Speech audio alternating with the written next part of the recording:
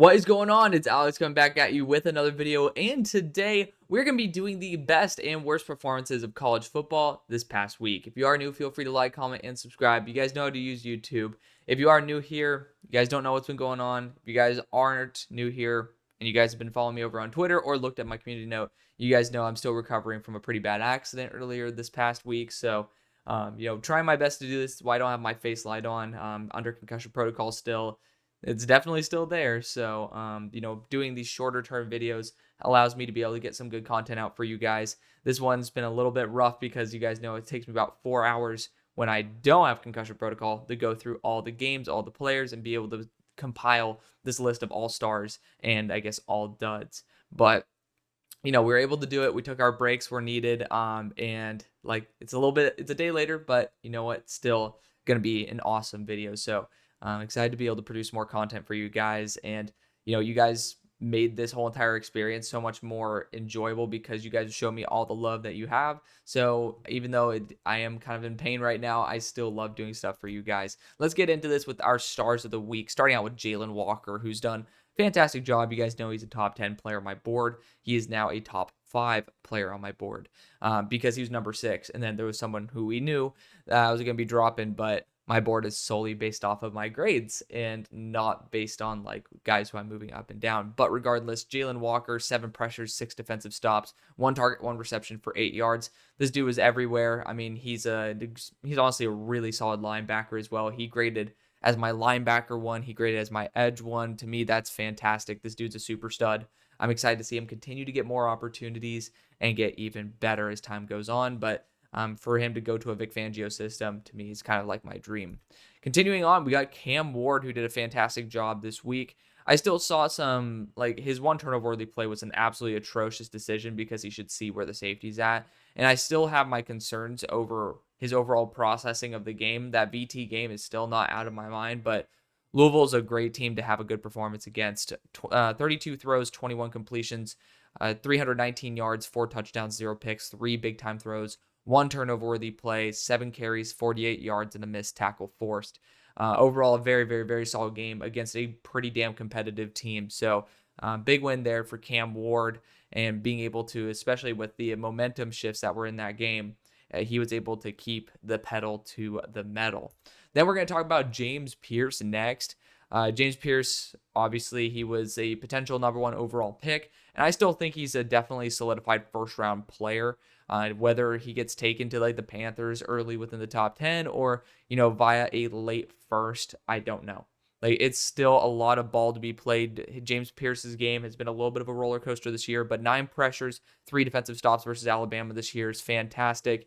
To me, he's always remained there in that top 32 range. And, it's especially when he started slipping out of first round mocks, I thought it was very disrespectful because he's a damn good player. He was just still putting it all together. And he was someone who I honestly thought could be a potential top 10 pick. And, I still think he can. But continuing on, we got Ruben Bain Jr. here. Ruben, he ended up coming back versus Cal, and then obviously last week didn't play. And then this week ended up just going off. 82 defensive grade, 2 defensive stops, but 10 pressures. This dude's an absolute monster. I'm so excited to see him in the 2026 NFL draft class. He's been a freak show. Again, 6'3", 275. Kind of hard to find guys who are built like that. And normally I usually stop there. 4 stars of the week, 3 to 4. But honestly, there were so many guys, and it's I didn't want to drop off one of the dudes who deserved it, and I didn't have enough players in order to justify having, again, last week, 2 stars of the week columns of 10 dudes. So we ended up adding a 5th guy, and that 5th guy is Bayashul Tutin. Having a hard time pronouncing his first name. As you can see, it is a very, very interesting and very unique name, which is low-key badass. He does have a fumbling problem. He had, I think, 5 fumbles last year, 4 fumbles already this year. But for this game specifically, 18 carries, 264 yards, 3 rushing touchdowns, and a fumble, 7 missed tackles forced, 1 completion on 1 target for 20 yards and a touchdown as well. So 19 touches, 284 yards, 4 touchdowns, a fumble, but 7 missed tackles forced on top of that. Honestly, an incredible performance there for him. So I had to give him a shout out. And he was definitely deserving to be on this list. Continuing on, we got Deontay Lawson, who is someone who I debated having as a 6th star of the week.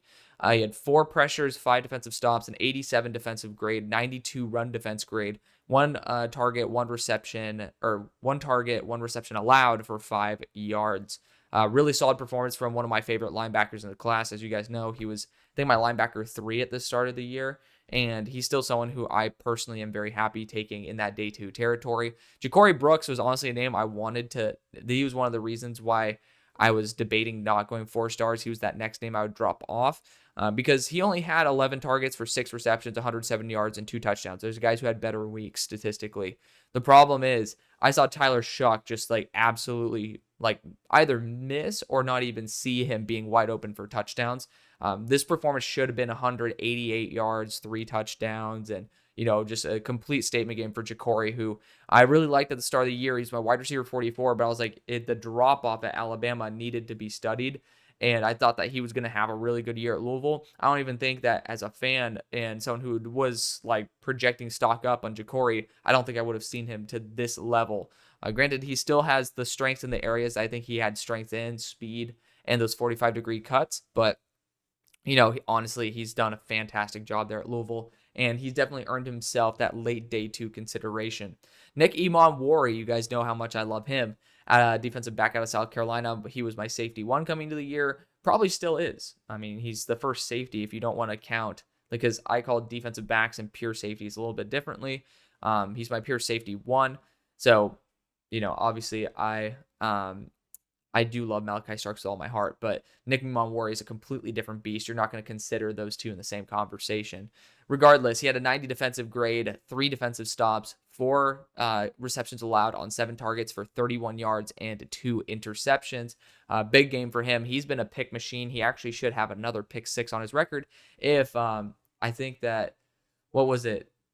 I'm trying to remember if it was Kyle Kennard who held on a pick 6, but regardless, there was he got pretty much robbed of another pick 6 on his record. This dude's been an absolute ball hawk this year. One of my guys coming into the year, and I'm very excited to see him continue to thrive. 6'3", 230 as well, 227 to be exact. Just a freak build. But Harold Fannin Jr. did it again, not versus like crazy competition, but 11 targets, 10 receptions, 171 yards. I can't just not include a tight end when they continue going week after week after week with 170 yards. Jalen Royals, after that, he's been doing a great job overall. 11 targets again, 11 receptions this time. So 100% completion. So Petrus actually got him the ball, did a really good job. 188 yards and a touchdown. Big fan of that. Whit Weeks, I saw a whole ass like hype video for Whit Weeks. I love that. 5 pressures, 5 defensive stops, 3 receptions allowed on 4 targets for 24 yards, an interception, and a pass breakup. If I'm not mistaken, the pass breakup led to his own interception. I'm not sure if those two equated. As you guys can tell, I was able to watch like a little bit of last night's game with the Steelers. If I'm having trouble watching 30 minutes of screen time, I'm not going to be able to fully watch these games, which I try my best to, but at the same time, doing my best here. We got to keep it realistic, and my neurologist told me to do it until my mind says no, and I'm listening to said mind. So I'm excited to be able to watch it in all 22 probably later this week when my concussion starts like really being able to take a step back. But next is Brandon Adams, corner out of UCF, 90 coverage grade, 4 targets, 0 receptions allowed, an interception, and 2 pass breakups. Fantastic performance there. Brandon Adams got a shout out by was it Jim Nagy earlier in, I think, last week or the week before. So those UCF boys, they got some good corners there. Jedi Barron had a really solid performance. He did allow 74 yards on 6 completions, 10 targets, but he ended up getting 2 interceptions, a pass breakup, and a defensive stop. To me, that's easily able to cancel out the other parts of those 74 yards. If you get 2 picks and a pass breakup, we'll throw it out. Then Andre Jordan Jr., corner out of Oregon State, 7 targets and 2 receptions allowed, 8 yards allowed. So, I mean, he ended up allowing 8 yards and still had 3 pass breakups. Great job for Andre Jordan Jr. Haven't been able to study him, but again, that's what the whole entire reason I do this series is so we can end up finding some names where it's like, wow, you did a great job. If you pop up again, then I actually will probably look at you. Then Marquise Siegel, Sigel, I don't know. Slot corner out of West Virginia. He had 4 defensive stops. He had 4 targets on him, 1 reception allowed, and for 2 yards, and had an interception and a pass breakup. Like, talk about a well-rounded performance right there, allowing 2 yards, getting an interception, a pass breakup, and 4 defensive stops. I could not include him. Now let's talk about the stock down group. Quinn Ewers, man. I mean, I noted this last week. I thought he looked absolute garbage versus Oklahoma. And again, if you think about it, let's move this over here. There we go. That looks a lot better. I think that Quinn Ewers was coming back from injury. It's like, okay, you could give him a little bit of slack, but he was doing a horrible job. And they just got lucky because Oklahoma literally could do absolutely nothing. But Quinn Ewers this week looked like absolute crap. And don't worry, Carson Beck hate's coming very soon as well. But 43 throws, 25 completions, 211 yards, 2 touchdowns, and an interception. That's a mid performance. That's not bad. Here's the kicker. First off, he had 1 carry for 3 yards and a fumble. It's like, okay, 2 turnovers. But 1 big time throw out of 43, 1 big time throw, 6 turnover worthy plays. That 6 number was what guaranteed him the spot on the dud of the week. He was already going to be a stock down guy of the week. This is the dud of the week. Quinn Ewers, especially when you're talking about how Arch Manning has already had so much consistent success and is actually someone who belongs on stars of the week after week. Deep down, I know that the system, like they're saying, oh, okay, we're still going to keep Quinn as this is Quinn's team. It's not Arch's team, but deep down, I would just say, sorry, Quinn. Like, we got to do what's best for our team. Our team operates far more smoothly with Arch. We're going to rock with him. You can feel free to transfer. I honestly don't know if Quinn comes out this year. I think he might take 1 more year. So that's a hot take, but it is what it is. Continuing on, though, we are starting out with Carson Beck. So I told you the hate's coming.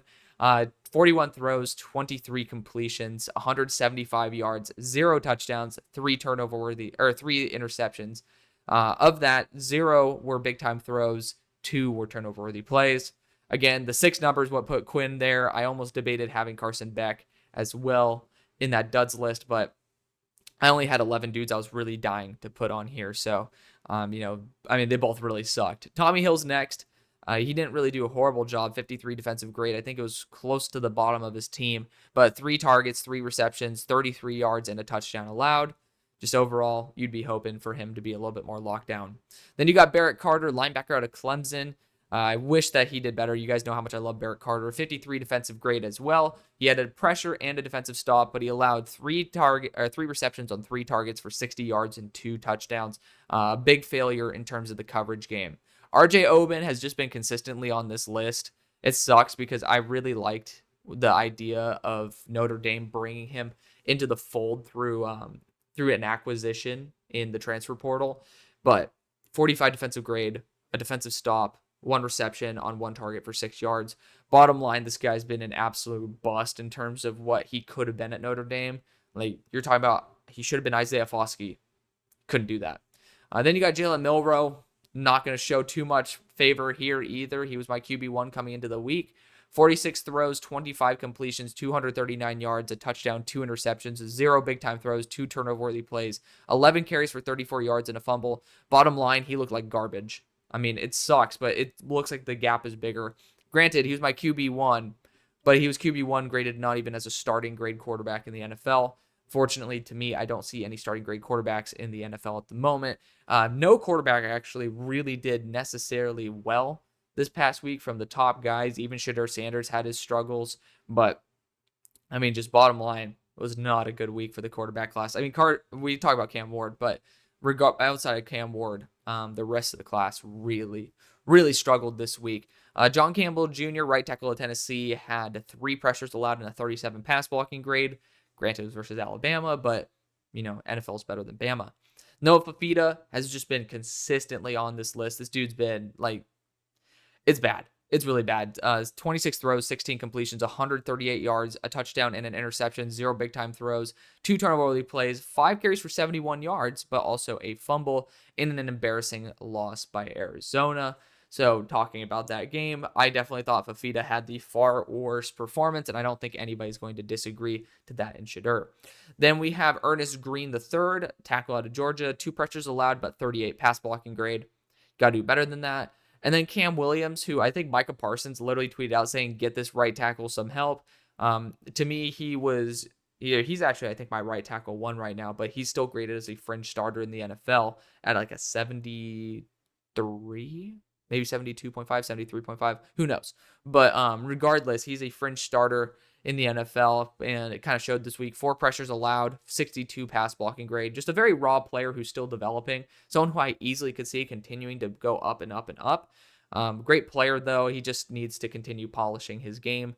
4 pressures is not necessarily the end of the world, but there's been far better performances. Then you got Jason Marshall ending this off. Obviously, you guys know that I love Jason Marshall. He was the lowest graded defender on Florida, 45 defensive grade. He did have a pressure, 2 throws, 2 completions, 56 yards, and a touchdown. For me, Jason Marshall thrives in zone coverage, which is weird because there's not many players I usually see flip their styles in terms of being like formerly a really solid press man guy and then just not being good at press man and being good at zone.